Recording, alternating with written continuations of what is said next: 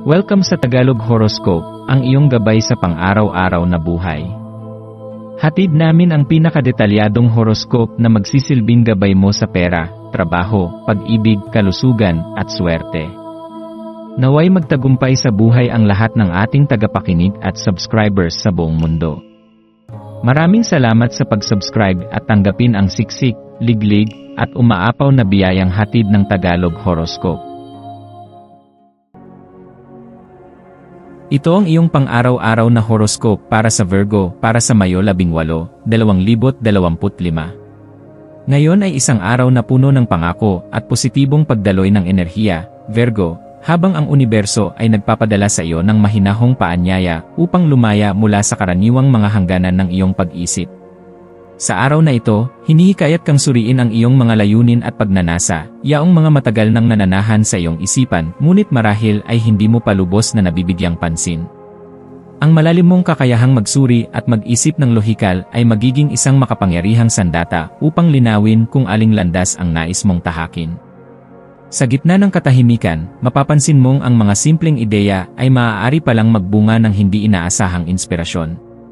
Ang araw na ito ay tila isang paalala mula sa kalawakan na may mga pagnanasa at layunin sa puso mo na karapat-dapat bigyang pansin at pagkilos. Habang bumabalot ang enerhiya ng araw, ikaw ay tinutulungan na gamitin ang iyong talino upang gawing produktibo ang anumang negatibong damdamin. Kapag naramdaman mong ikaw ay nalulumbay, nalilito, o naiipit sa isang sitwasyon, paalalahanan mong may kakayahan kang baguhin ang perspektibo. Ang bawat madilim na kaisipan ay maaaring maging binhi ng panibagong simula. Huwag mong ikahiya ang damdaming tila hindi mo maintindihan agad, sa halip, yakapin ito, damhin ito, at gamitin bilang panimula sa mas matibay na hakbang tungo sa personal na kaunlaran. Ang negatibong enerhiya ay maaaring maging gasolina para sa mas makabuluhang aksyon kung ito ay hinaharap mo ng may layunin at malinaw na direksyon. Sa iyong mga pakikipag-ugnayan ngayong araw, ang iyong likas na talino at kakayahang makita ang mga detalye sa ilalim ng ibabaw ay maaaring maghatid ng liwanag hindi lamang para sa iyong sarili kundi para rin sa iba. Ang bawat pag-uusap, gaano man kaliit, ay maaaring magbunga ng ideya o inspirasyong hindi mo inaasahan. Kapag ikaw ay nakikinig ng taos puso at tumutugon ng may lalim, ikaw ay nagiging gabay at tagapagbigay ng pag-asa sa mga taong naliligaw ng landas o naghahanap ng direksyon. Kaya ngayong araw, maglaan ng panahon para pakinggan ang mga tinig sa paligid mo, hindi lamang ng iyong kaibigan o kapamilya, kundi maging ang iyong sariling tinig na matagal mo nang hindi pinapansin. Dito mo matatagpuan ang inspirasyong kay tagal mo nang hinahanap. Ang mga damdamin ng pagnanasa ay maaaring bumalot sa iyong kalooban, ngunit hindi ito kailangang ikahiya o itaboy. Sa halip, gamitin ang damdaming ito bilang daan upang matukoy kung ano talaga ang nagpapasigla sa iyong espiritu. Ang pagnanasa ay hindi lamang ukol sa pagmamahalan o pisikal na bagay, ito rin ay maaaring tumukoy sa pagnanais mong maging matagumpay, makamit ang isang pangarap, o maging mas malaya sa iyong damdamin at paniniwala. Kung kaya mong gamitin ang mga damdaming ito bilang inspirasyon, makakagawa ka ng mga hakbang na hindi mo akalain posible. At sa bawat maliit na aksyon na iyong ginagawa, unti-unting nabubuo ang isang mas malinaw, mas makulay, at mas matagumpay na bukas. Ngayong araw, ang mga elemento ng swerte ay gumagalaw sa iyong paligid. Ang iyong maswerteng kulay ngayon ay navy blue, isang kulay na sumisimbolo ng karunungan, katahimikan, at paninindigan.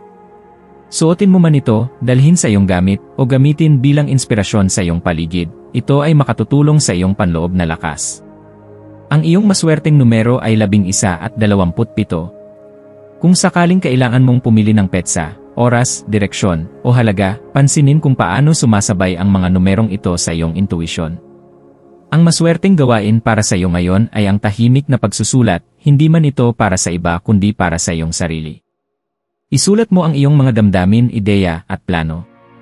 Sa proseso ng pagsusulat, maaari mong matuklasan ang sagot sa matagal mo ng tanong. Sa pagtatapos ng araw, Virgo, huwag mong kalimutang pasalamatan ang iyong sarili. Sa dami ng iyong ginagawa para sa iba, bihira mong bigyan ng pagkilala ang iyong sariling pagsusumikap. Ngayong gabi, maglaan ng ilang sandali upang muling kilalanin ang iyong mga tagumpay, kahit gaano pa ito kaliit.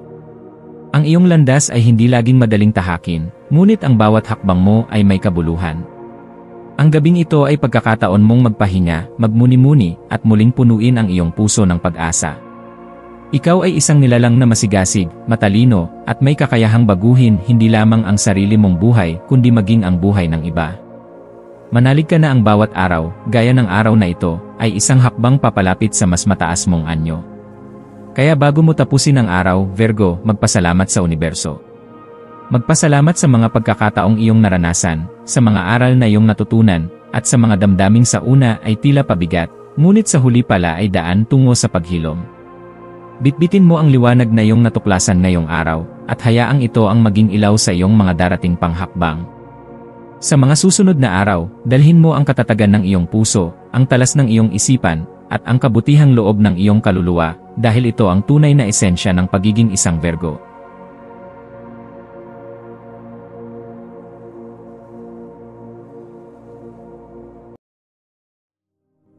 Tayo ay magkaroon ng kaunting sandali upang ipagdasal ang lahat ng mga dalangin ng ating mga subscribers, na sana'y matamo nila ang kanilang mga pinapangarap sa buhay, magandang trabaho, mabuting kalusugan, payapa at masayang pamumuhay, at siksik, liglig at umaapaw na biyaya at kayamanan.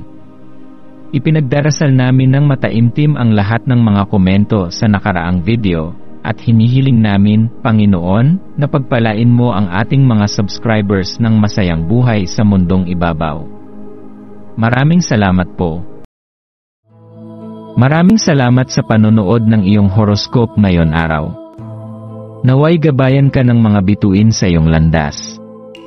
Huwag kalimutang mag-like, share, at subscribe para sa iba pang cosmic na kaalaman. Hanggang sa muli, manatiling konektado sa universo.